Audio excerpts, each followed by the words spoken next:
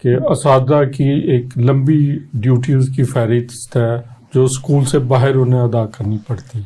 جی شکریہ سبحانی صاحب. ایک تو گزارش یہ ہے کہ جو ٹیچرز کو کہا جاتا ہے کہ جی فلاں جگہ آپ کسی افتتاحی تقریب میں پہنچیں، بچوں کو لے کر پہنچیں، جھنڈیاں لہرائیں اور اس جگہ کو فل کریں، یہ تو کافی ڈسگریسنگ ہے. جی میں تو اس بات کے حق میں نہیں ہوں کہ اس طرح کی ویسے ٹیچرز کی ذمہ داری اس طرح کی دنیا میں آپ نے باقی کسی اور ممالک میں اس طرح دیکھا؟ دنیا بھر میں ہوتا ہے، لیکن وہ اکیلے ٹیچرز نہیں ہوتے.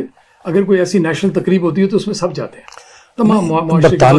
برطانیہ میں ٹیچرز کسی اگر تقریب میں جاتے ہیں تو وہ اس وی آئی پی شخصیت کے احترام میں کھڑے نہیں ہوتے، ان کو روکا جاتا ہے کہ آپ بیٹھے رہیں. ایک واقعہ میں آپ کو سنانا چاہتا ہوں کہ ملکہ برطانیہ وہ کسی ایک تقریب میں گئیں تو انہوں نے کہا کہ جی جو ٹیچرز حضرات بیٹھے ہوئے ہیں نا، آپ ان کو پہلے یہ کہیں کہ وہ میرے احترام میں کھڑے نہیں ہوں گے.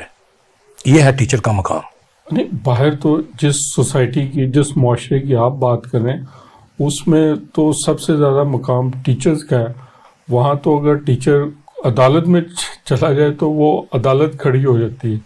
کہ ٹیچر اشفاق صاحب کا ایک بڑا مشہور واقعہ ہے. خیر نعیم صاحب بات کر رہے تھے ہم. یہ آپ نے جو اشفاق صاحب والی بات بتائی اس میں عدالت تو کھڑی نہیں ہوتی، لیکن یہ کہ اس کو ٹیچر کو آفر کی جاتی ہے. وہاں جو پاکستان میں بھی یہ قانون ہے کہ اگر ٹیچر کوئی آئے کسی حوالے سے کسی کورٹ میں تو اس کو کرسی آفر کی جائے گی، وہ بیٹھے وہ کھڑا نہ رہے. یہ پاکستان میں بھی ہے. ہم بات کر رہے تھے کہ جی ٹیچرز کو کسی تقریب کی فلنگ کے لیے لے کے جانا، دس از ڈسگریسنگ. اس کو تو فوری طور پہ بند ہونا چاہیے اگر کہیں ہو رہا تو. باقی رہ گئی جی ٹیچرز سے مختلف کام کروانے. اگر نیشنل سروس کا کوئی کام ہے تو وائی اونلی ٹیچرز؟ دیکھیے نا، باقی سب بھی اس نیشنل سروس میں شریک ہوں، دوسرے ڈپارٹمنٹ کے بھی لوگ ہوں. ٹیچرز کو شاید اس لیے پریفرنس دی جاتی ہے کہ وہ پڑھے لکھے ہوتے ہیں اور بہتر طریقے سے اپنا کام کر سکتے ہیں.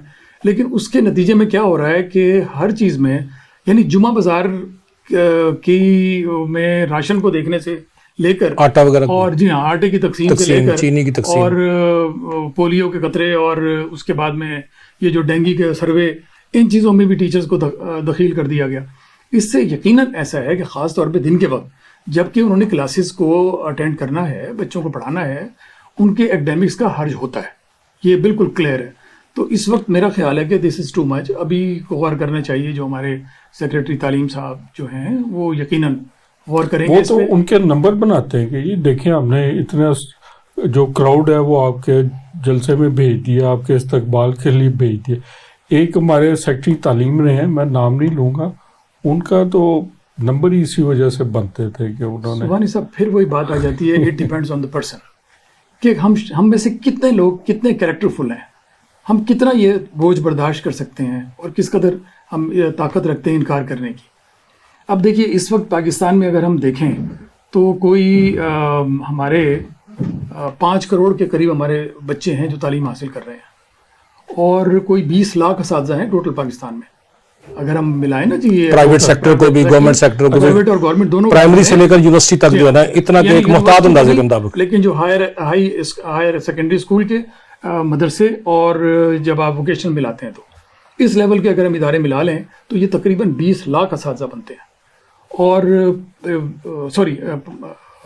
ہاں جی 20 لاکھ اور 5 کروڑ بچے ہیں جو انہی اداروں میں تعلیم حاصل کر رہے ہیں. اب آپ دیکھیے اگر یہ لوگ یا ان میں سے ایک بڑی تعداد باہر نکل جائے گی تو بچوں کے اوپر کتنا اثر پڑے گا. ہم اس کی ایوریج نکالیں تو فی ٹیچر 25 بچے بنتے ہیں. تو ان 25 بچوں پہ آپ سمجھیے کہ اگر 100 ٹیچر نکل رہے ہیں تو کتنے بچوں کا اوپر اثر خراب ہوگا.